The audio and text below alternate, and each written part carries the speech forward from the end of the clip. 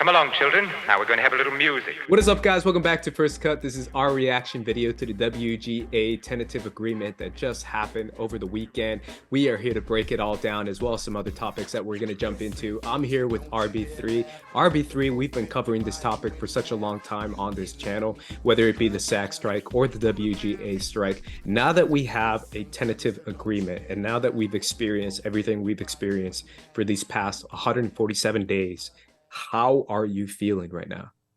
I'm feeling great, man. I'm feeling good. The creatives won, writers won, actors I think are on their way to winning. I think this is all really good movement. I'm glad that the studios finally came to their senses, seeing how much money they were losing from this situation. And as somebody who's an aspiring writer, aspiring director, and just an aspiring creative in this industry, I'm glad to see that we're getting some protections for AI. We're getting minimal staffing requirements for a lot of these shows, which helps give entry points for a lot of younger writers, new writers to come into the industry. And then we also, better residuals. I mean, people deserve to get paid, especially off of streaming. It's kind of ridiculous that Suits show, like, that's the Suits or whatever, the Meghan Markle or whatever, that joint did all the streaming numbers and like nobody was able to get paid off of that. That's kind of crazy. So I think we're good. I think it's good to see the movement that we're headed in going forward. Yes, to be clear, this is a tentative agreement. It will be reviewed. It will be looked over by WGA leadership. And I believe there will be some sort of meeting with some WGA members as well. And then it will have a summary that is passed out to all the WGA members so they can look at it as well. When it comes to the actual details of it, RB3, just to have full disclosure, we've been talking about this off camera, just through text, about how we're feeling about negotiations, about what we were hearing, like what was going on in the rooms as far as positive feedback, and eventually feeling this resolution that we got on Sunday. How do you feel about all the question marks that we had, as far as the studios being too greedy, us being a little bit more cautious as far as it being too good to be true? Are you still kind of leaning to, like, did we get what we wanted in this room? Obviously we weren't in the room, but did we get what we want in this deal? I mean, yeah, I was definitely most pessimistic on it, like in our conversations, because I definitely felt like, these studios were just putting out mad propaganda to the press, like to Variety, Penske Media, all the Deadline, Hollywood Reporter, all them people were just getting fed like the propaganda straight from the AMTMP, whatever they're out. AMPTP. Them peoples, yeah. Them greedy sons of, what I mean. But yeah, it did. I was like curious if they were actually going to come around, because I just didn't foresee a world where they were going to make residuals work for streaming. I mean, I don't think streaming is profitable. I think a lot of people have said that over the years. I think Netflix is barely what Disney Plus is not profitable. A lot of these streaming platforms aren't profitable. So like, I was kind of wondering how they're going to hide that accounting scheme, where they're going to hide, what they're going to figure out a way to do it. I still don't know, how they're going to do it. And to be fair, nobody really knows like the exact deal points of this deal either. So it's like, we're kind of just speculating based on like random information. There's some reports that they're doing residuals based on subscriber count, which I think is really good. I think that's a good metric to measure residuals by, especially in the streaming era. But listen, this deal is only going to be 3 years, like, and a lot could change over 3 years. And I think that's why the studios decide to make it a 3-year deal. I think that's why the WGA decided to make it a 3-year deal, because listen, if 3 years come up and streaming no longer exists, we're going to have to negotiate in a different kind of way. So, Yeah, I feel like a lot of it is based on what is actually in the deal. Everything now we can do is speculate, which is obviously not helpful in this moment, but at the same time, it's kind of inevitable, because we want to know what exactly is in there based on reports that we've heard, whether it be just the WGA in their statement saying that it's an exceptional deal. You would hope that they got most of, if not 90% of the things they were asking for. But at the same time, there is a little bit of cautiousness that we're going to see some stuff that we really wanted. from the WGA that they conceded on and that they let the studios get their way. Do you feel like that's going to be quite a few things, or do you feel like there's going to be, for the most part, getting what we needed? I think that I don't know if the writers would have went forward with saying that it was like such a terrific deal. Like in their statement, they said it was such a great deal. All the deal points were addressed. I think they wouldn't go as far as to saying that if they weren't, if it wasn't actually a good deal. I mean, I think a lot of writers were struggling. I think the industry is struggling, but I think the Writers Guild would have held out for longer if they like truly felt like everything wasn't kind of addressed. That's my optimistic brain thinking. You know what I mean? The pessimism in me says, yeah, they caved a lot. They probably caved on certain things. But I also think, again, it's a 3-year deal. I think that's the benefits of it being 3 years, is that like in another 3 years, y'all could either negotiate again on fair terms or go on strike again. Which would suck. I mean, we don't need a strike in the industry every 3 years. I mean, good God, that'd be crazy. But we do need to put our foot down to the studios and say, hey, you know, writers are worth something, actors are worth something, creatives are worth something. The directors are goofy for not getting into this deal. And I don't know if you read that report about how there was key people in the DGA who prevented writer directors like Craig Mazdan, Boots Riley, and a bunch of people who are writer directors from being in board positions on the DGA. So like they probably would have went on strike too if they would have had those right board positions, right people on the board. But you know, it's like they rigged the system to make sure that people don't unionize. But needless to say, though, I'm very, very excited for WGA. I'm very, very excited for SAG. I hope it's a good deal. I'm just crossing my fingers that's a good deal, because people gotta get back to work too. Like I'm tired of living out here on this non-union joint. So yeah, I feel like obviously we'll see it when we see it. We don't have to say, what it can be in it if we don't even know, or what we think is in it, because we again don't know. But we'll get to that when we get to that.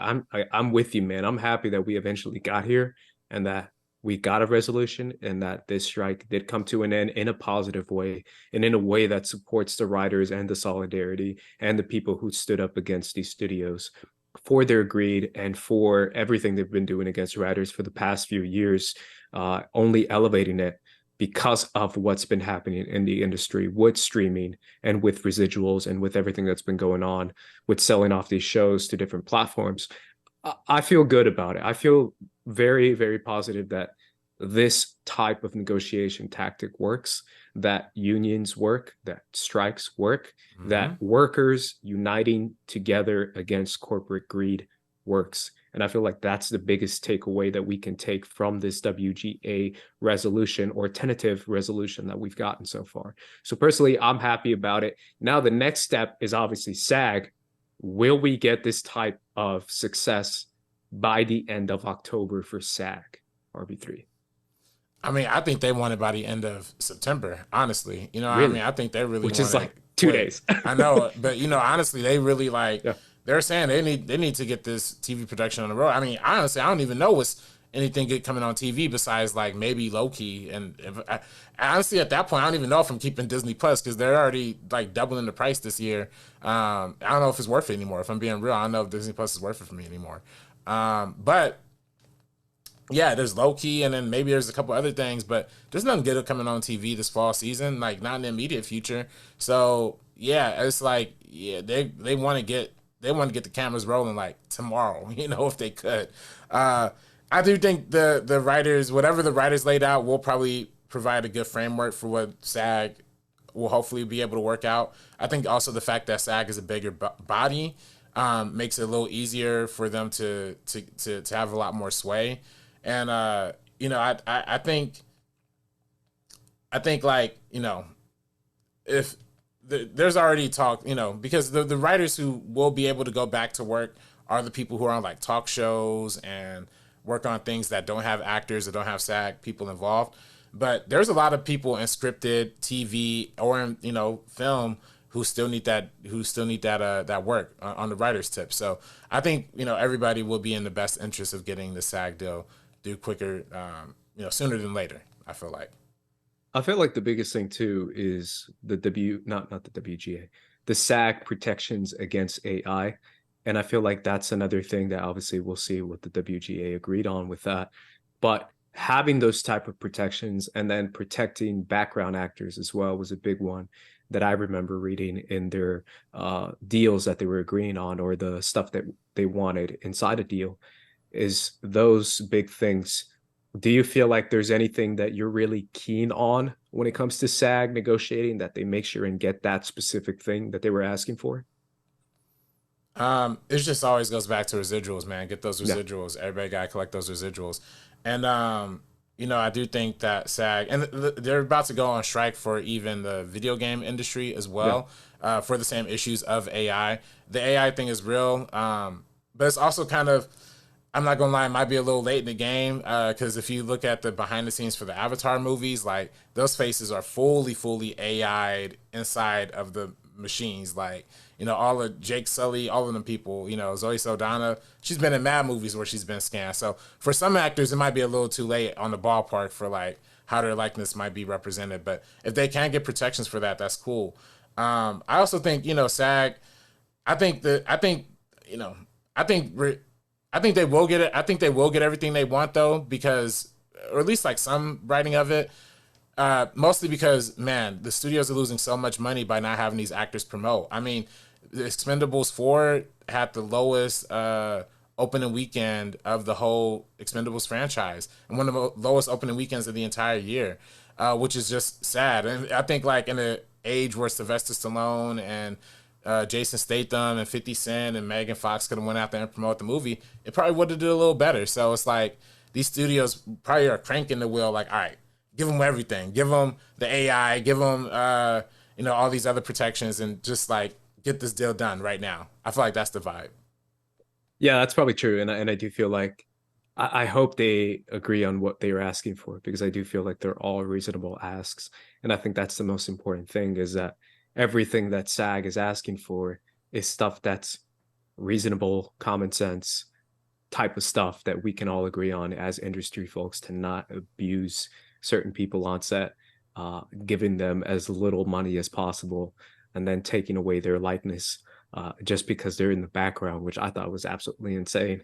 I think that's the biggest one for me. And also, obviously, anything referring to AI, I'm a big proponent against that. So that's a big one for me that I want to make sure they focus on. And obviously, as you said, residuals is the biggest one as well, because of what's been going on with streaming. So yeah, man, obviously we're seeing an eventual light at the end of the tunnel.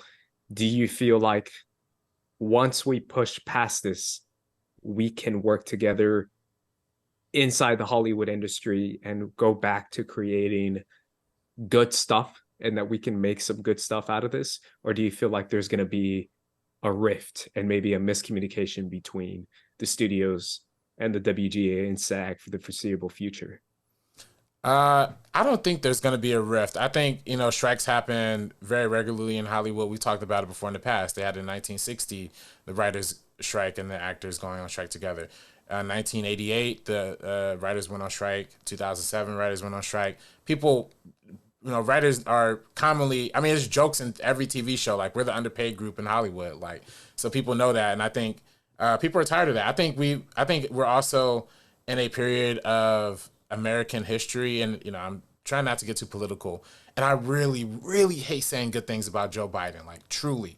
But he is maybe probably one of the most like pro-labor presidents we've probably ever had in a long time, and he didn't contribute anything to this strike in particular, but just the fact that like we've seen this whole recent wave of unionization across the country, of people going on strike in all industries, I think is a real motivator for change, especially in the age of high inflation and stuff like that. So I'm kind of glad that like even auto workers are going, auto workers are having, that's the big strike happening right now. That's a huge one. Yeah, nurses were on strike. Teachers, yeah, everybody, yeah, Starbucks workers. I mean, it just goes on and on. UPS, yeah, exactly. Like it's everybody is going on strike and winning. So I like to see that, and I think that's it's optimistic for the future. Is that more? I don't know if I'm a push back just because I feel like it's more about where capitalism is now and how big it's getting, so big and so egregious to the point that people who are a little bit more in the middle or even leaning right are being like, all right, this is too much even for me. Like the corporate greed is at a different scale, and the billionaire greed is such a different scale that I don't think I can give any credit to who the sitting president is. I just feel like it's just corporations getting just so big and just so egregious and disgusting in their behavior and in the amount of money that they hoard to themselves, that more and more people are coming together with these strikes and with these unions to go against those giant corporate interests that kind of overshadows everything else. So that's what I see. I feel like it is part of, there is a new small labor movement, which is good to see. And obviously Hollywood is just one part of that. As you mentioned, there is the auto workers and other people who work in factories and stuff that are uniting against these giant corporations that have been abusing them for so long. So hopefully we do see some ratifications of just this entire thing in general. Man, just the way, never mind, I'm gonna stop, because just the way we're set up as a system is just so, it's so skewed. It's ridiculous that it's like the bar is so low for what previous presidents have done. Since like maybe FDR. And that's it. That was like 50 years ago. You're preaching. Yeah, that's like 100 years ago. So I feel like the barest of bare minimums of just him going like, yeah, is like enough for us to be like, yeah, that's not bad. But I don't know if I can give him any credit. I can't lie. No, you're not lying. I mean, you're speaking facts. That's all facts. I mean, I don't love the guy. I mean, I thought just the thumbs up is all he's done, and I'm just like, I don't know if thumbs up is enough, man. The thumbs up, but he said, I mean, but he is gonna get on the picket line with the auto workers, which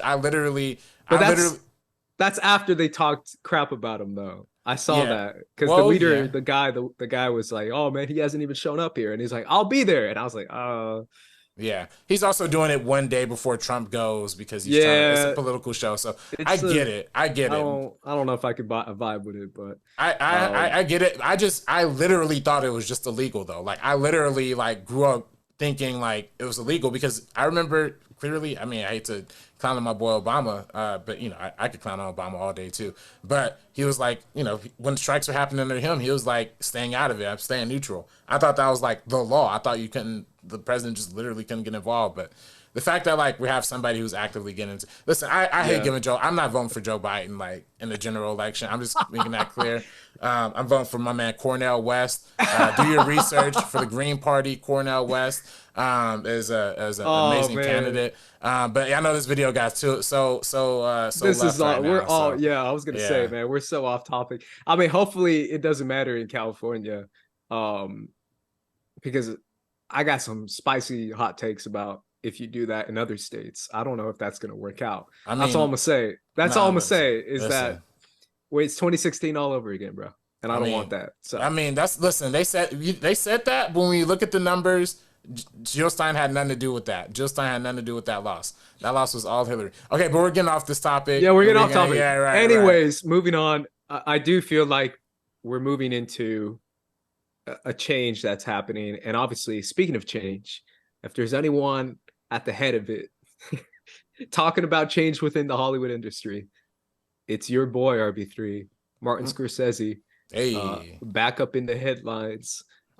Throwing shots, according to people. He's pulling out freaking guns, throwing shots at the superhero movies again. People are crying on Twitter, bro. How are you feeling about Martin Scorsese's thoughts and this recent GQ article? I don't know if you've read the article yet, though. Yeah, I did read a lot of the article. I gotta say, it was a fantastic interview just about Scorsese's life and how many more films he has left and his whole career. I mean, it was an amazing interview if you really go back and like read it. But it's just the craziest part that this little Marvel thing like caught everybody's attention. Listen, man, we talked about it. 2 sentences. Yeah, no, straight up. And then like this amazing article about Scorsese. And you know, we talked about it before, Scorsese's beef with Marvel and things like that. And before I might have been a little bit more defensive of Marvel. I actually don't know. I don't even know. I didn't even like go back and watch an old video about it, You honestly. remember your takes? Yeah. Yeah. But I probably might have been a little bit more defensive of Marvel. But now I 1,000% see exactly what Martin Scorsese is saying. And bro, this commodification of the film culture, like there's people on Twitter who make jokes all the time. Like when I'm in film class, they reference like Thanos and the Avengers. Like they're not joking. That's real. Like I've seen that multiple times at USC, the top film school in the world. People being like, ew, my favorite movie is Spider-Man No Way Home. I'm like, yo, fam, what? Or not No Way Home, that just came out. But like Far From Home, like, fam, this is a Disney Channel movie. What are you talking about? So it's just like I don't know. I don't want to clown on Marvel. I like Marvel. I respect Marvel. I respect all the geekdom and fandom cultures that it comes down to. But yeah, it's garbage. And I do appreciate movies like Oppenheimer. People were clowning them for even saying like the Chris Nolan part of it, and they were like, Chris Nolan did the Batman movies. Yeah, Chris Nolan did the Batman movies. That sparked this whole chain. Like it was Batman and it was Iron Man. It was The Dark Knight and it was Iron Man that sparked this whole thing off. Like Nolan was Oppenheimer. He set off the bomb and he's regretting it now. You know what I mean? He's not claiming that. So it's like, yeah, people gotta realize like he made exceptional superhero movies that really didn't even feel like superhero movies. The Dark Knight literally feels like just a regular crime thriller akin to like a Michael Mann movie or something. So yeah, artistry should be at the forefront and not, explosions and cartoons and CGI. As much as I love it, but it is is rotting the young people's brains. So How do you feel about the people on Twitter right now? People that we may know a little bit of, we may be mutuals with, who are currently really upset about his thoughts and about his feelings, saying that he's undermining other people's work. I mean, you gotta watch a Martin Scorsese movie, fam. Like, watch a Scorsese film. This is the GOAT we're talking about, okay? This is him and Spielberg in the top two living right now of all time. The top two of American filmmakers is Scorsese and Spielberg. However you want to switch those up. But this man has made four decades, almost 5 decades of incredible cinema. You know what I mean? So like, and while making that incredible cinema, always uplifting other incredible filmmakers like Spike Lee, like math New York filmmakers that Scorsese helped bring up into the forefront. Not even to mention his influence on just preserving cinema. Like he's a big advocate for saving foreign films, saving independent films from way back in the day that are being degraded and lost. So he is a cinema historian. Like this is not even, it shouldn't even be a conversation. When you're talking about the art of film, the art and the medium of cinema, it's this Scorsese. You should listen to him a little bit. You know what I mean? Yeah, and I feel like people are also like misunderstanding what exactly he was saying. He's been saying the same thing he said back in his other article that came out, I don't know how long ago, like 4 or 5 years ago now. I remember we did a whole video on it where if I do remember though, we both agreed that what he was saying was right, which is the studio movie has become one version of a studio movie where budgets are now controlled to an extreme level, to where if you're asking more than 100 million for a movie, it absolutely has to be a comic book movie, which is absolutely unfair to filmmakers who do want to make an art piece that does cost more than 100 million, which is Martin Scorsese, because all his previous films that have come out over the past 5 years have been over $100 million budget. So he's talking about the way the budgets are decided and the way the length of a movie is decided and the way to work within a studio system is only dictated by comic book IP or IP comic book movies or superhero movies, whatever you want to call it. That's it. There's only one way to do major studio pictures nowadays, which is frustrating to him because he says you should be able to make art pieces that do have a grander scale and can just be a personal story about something you really want to say or really want to communicate. And it doesn't matter how much cachet or how much prestige you have. If you're working within one of these studios, you won't get that no matter what. And that's so frustrating because it limits the amount of screens in a movie theater that you're going to get, and it limits what is actually being shown in theater and what people think a theater experience is, which is just one way of viewing an IP movie, which that's his point. His point is it shouldn't just be superhero movies. It should be a bigger variety of films based on whatever the filmmaker wants. And it could be a bigger budget as well. You can't keep celebrating tiny independent movies like, what is that one called? Past Lives or Get Out, or all these movies that cost less than $10 million, because eventually it becomes unfair to the filmmaker who is making these great art pieces, who does want a bigger budget, and they don't get it because they're not making a Star Wars or a Marvel film. Absolute facts. Like, there should not be a debate about this. He's absolutely right. Like, this is what it is. And there's very few filmmakers who are able to get those budgets, and that's what, you know, he calls out to, like the Christopher Nolans, the Jordan Peeles.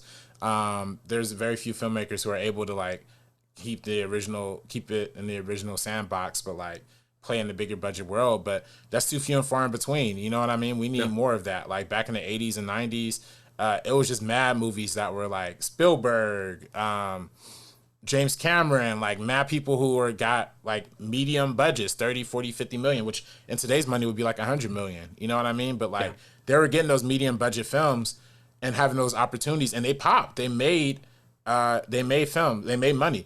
And I think it really comes down to the studios got to figure out ways to make bread for movies outside of just theatrical releases. Because in past eras, there was DVD sales. There was like all these things to like help contribute to making movies making money outside of just the theatrical release. But, you know, with streaming, I guess like it just doesn't pay out the same way. But, you know, going back to Scorsese though, another part of that article, he's always been against the franchises, right? Because in another part of that article, he points out how they wanted to make The Departed, like a sequel, like a franchise, and keep either Leonardo DiCaprio or Mark Wahlberg alive, or Matt Damon alive, which that literally terminated his whole relationship with Warner Brothers as a studio, essentially. So it's like he cares about the art. He cares about what he's making. He's not like trying to sell out for the bread. He knows that storytelling and originality is the heart and life of cinema. So, and again, he talked about how he should have not done Shutter Island. He should have done Silence instead, like right after that Oscar win. Like, again, these are all things that like trying to play the studio game, trying to make the money, trying to be a big name. It didn't benefit him as a director, and it doesn't benefit anybody. Besides, you know, if you're like a stable Stephen Cable Jr. or Ryan Coogler who's getting the opportunity to make like a Black Panther or a Transformers, and you get to add your piece of authenticity to it, I do appreciate that and I admire that, and that is something different that is besides the traditional formula. But I still want to see that, and I also want to see the Jordan Peele movie. I want to see the Christopher Nolan movie. I want to see the Greta Gerwig movie. I want to see the big Ava DuVernay movie. You know, whoever has something marquee that's meaty and weighty, I want to be there to watch it. I also feel like it's based on just one film, where you could be a fan of superhero movies and at the same time you can see what he's saying, where it shouldn't just be one type of film. It should be multiple movies that you're able to enjoy and to see inside this world that we're living in, as far as what filmmaking and what movies are. So that's his bigger point, because I do feel like you can separate it, where you appreciate the arts of superhero films, and at the same time you can see what Martin Scorsese is saying, where he is saying it shouldn't just be superhero films. It should be a bigger variety of films. So I think people should really open their minds to what he's actually talking about. He's not talking about these filmmakers like Nia DaCosta making the Marvels, and she should be ashamed for making the Marvels. That's stupid. That's not what he's saying. He's saying it shouldn't just be the Marvels that she gets the opportunity to do. She should get an opportunity to do whatever is on her heart. And because she is a good filmmaker, she should be able to do that. And it shouldn't just be one way. So it's just frustrating the way people take his words out of context and the way people are framing this conversation against superhero films. It's not against superhero films. It's against studios. It's against the studio system. The same studios that you guys are supposedly against and standing in solidarity against. And now all of a sudden you got your hands up defending it. And it's like, whoa, come on now. Where'd this come from? Like, he's coming from a place of, this isn't the only way it should be. So yeah, it makes total sense to me, man, because to me that's what filmmaking should be. It should be an opportunity to tell the story you want to tell. And it shouldn't just be based on that one thing. So yeah. Any other takeaways from that? I 100% agree. I mean, I think, we as a film society, should always uphold our elders, our legends, our veterans. And Scorsese's preaching, man. I think with Marvel, I love Marvel. You know what I mean? I still watch all the Marvel content as much as I can. I still love a lot of the movies, but it's just like, we got to understand there's a difference between art and commerce. And I think, sometimes the Marvel thing just falls fully into the commerce part of it, and it's just nasty. And that kind of makes me hate it. You know what I mean? So can I say something too, man? The more I think about Marvel, I don't know if it's me or I don't know if it's the content or the stuff that's coming out, I guess, right? Mm-hmm.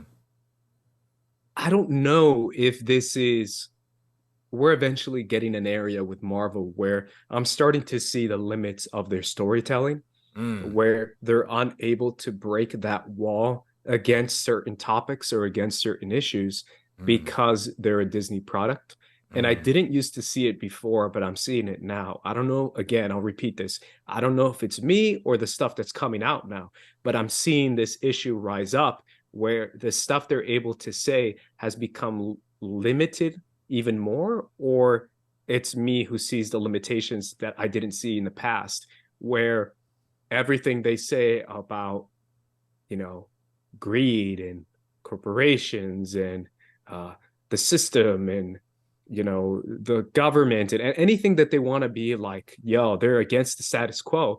And then you watch the movie again and then you're like, wait a minute, is it against the status quo? Like, I'm really starting to see the limitations of what this actually is, what you can actually achieve within this system of a Marvel studio system, which personally gets me nervous for upcoming projects that I want to be as anti-status quo, anti all that stuff as possible, and the most revolutionary type stories we've seen in comic books, aka the X-Men, where I want X-Men to be 100% anti-status quo, revolutionary type stuff, and Marvel can't do it.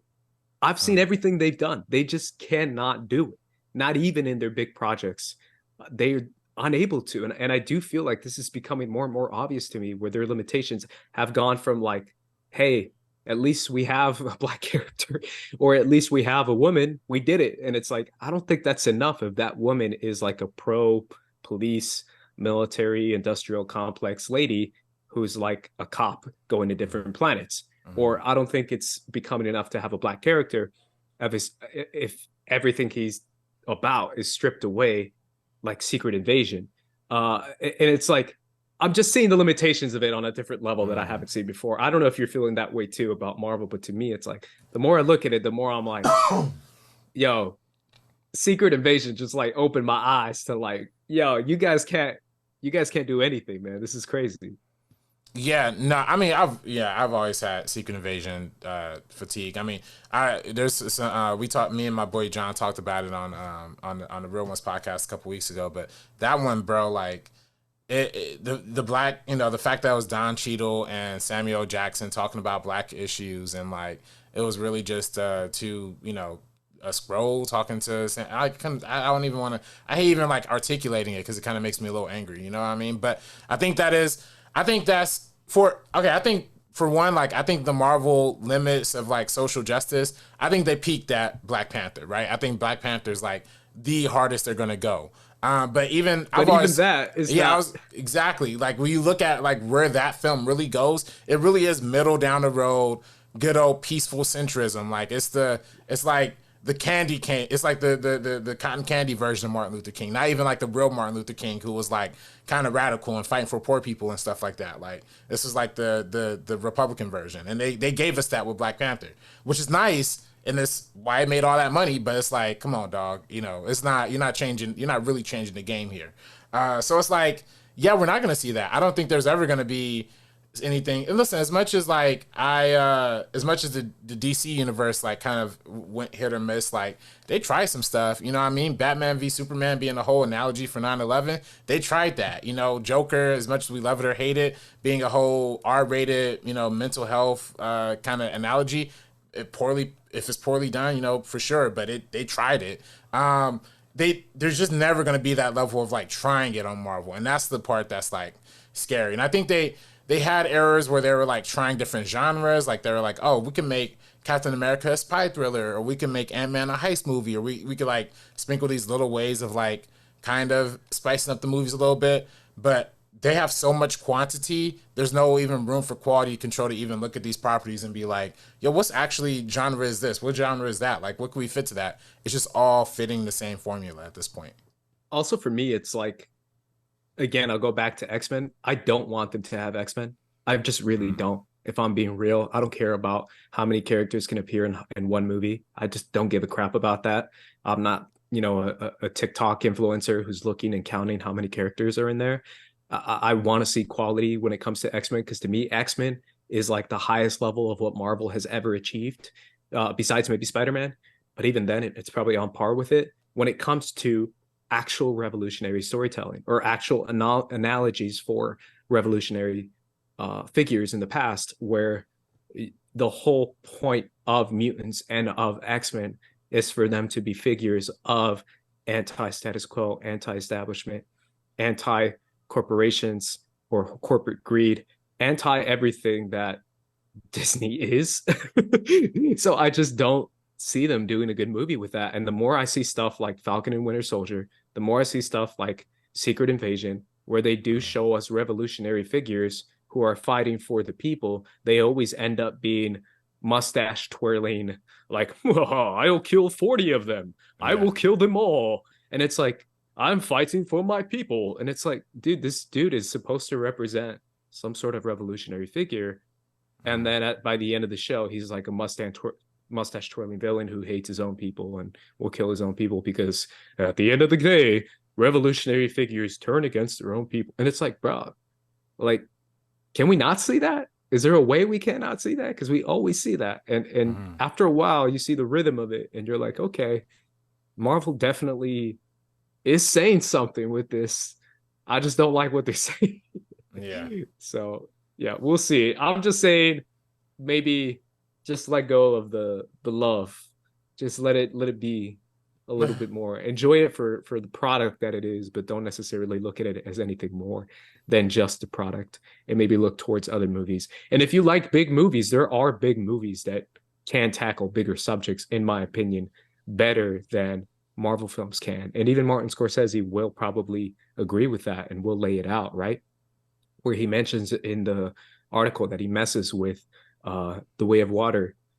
He probably messes with Dune too. Like there's ways to do massive, you know, epic movies. Like we've seen epics in the past. The Creator is an epic there original, you go, The Creator. Yeah, sci-fi movie. So I don't know if Scorsese will like that one per se, but that's different. It's a different film for sure. So I'm just saying, like, let's try to see and try to invest in different ways, and it's not just the Marvel Studio way, which I feel like is becoming to a point where it's becoming an algorithm, to the point now where you can't say more than 3 or 4 things and then just repeat those 3 or 4 things over and over again and pretend you're actually saying something when you're actually not. I don't know. That's just my opinion. And I know that's slightly off topic, but I feel like I just had to get that off my chest. That's real. That's real. Any final thoughts, RB3, on anything we talked about? Nah, man. Let's see some good movies, man. I'm getting my tickets for Killers of the Flower Moon. Yeah, they just went on sale, so I'm hyped to see that. Yeah, in theaters. Yeah, I'm sitting there for all 3 hours. What theaters? Can I ask?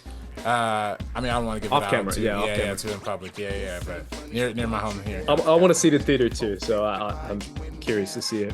Yeah. But Alrighty, guys, that was our thoughts on the WGA strike resolutions, or on the tentative agreement, and obviously on the Martin Scorsese article. Let us know what you guys think in the comments down below. You can follow me at Squad Leader Ace, RB3. You can follow me at Director RB3. You can follow us at First Cut TMO as well. Make sure you subscribe to First Cut if you haven't done so already. We would really appreciate that. But either way, guys, for the First Cut crew, we're going to be peacing out. So peace. Deuces.